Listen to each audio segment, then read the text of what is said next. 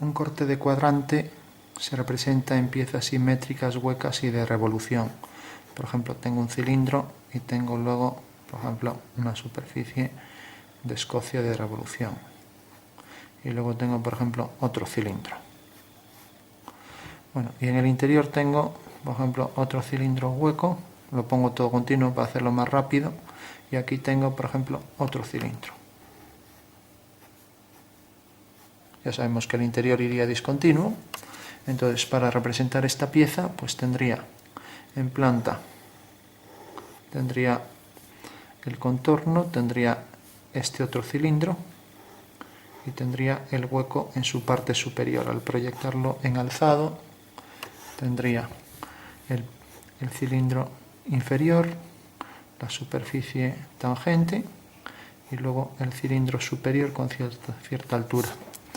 Bueno, tenemos ahí ya las dos vistas en planta y alzado. Y ahora represento un eje de simetría y represento esto continuo y represento esto continuo, pero aquí me deja ver el interior, que es un cilindro, y ese cilindro que está centrado, luego abajo tiene otro cilindro. Entonces marco en realidad las líneas a 45 grados de ese corte de cuadrante imaginario, dejando ver el interior de la pieza, mientras que aquí dejo ver la parte exterior de la pieza. Bueno, pues ese sería un semicorte o corte de cuadrante. En el alzado aparece siempre dibujada la mitad de la pieza en su interior y la otra mitad en el exterior. A veces es suficiente con representar solo una vista de la pieza.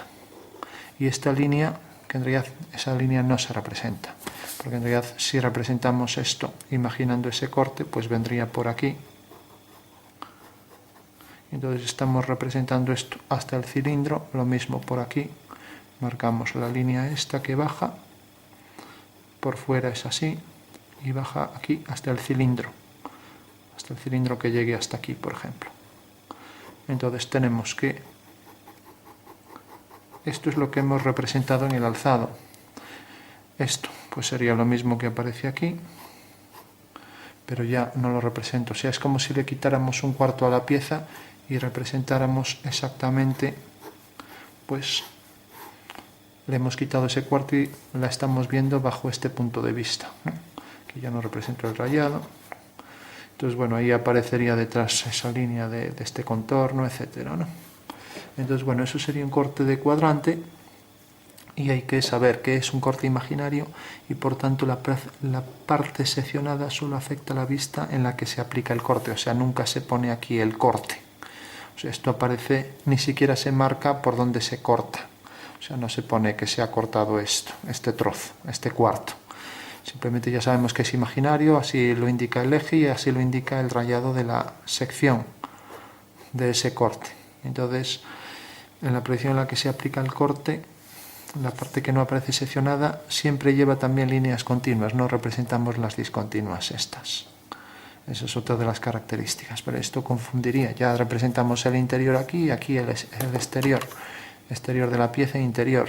Sería redundante poner también discontinuas, o sea, en los cortes nunca aparecen las discontinuas, las líneas ocultas, que ya sabemos que se representan en diédrico mediante discontinuas.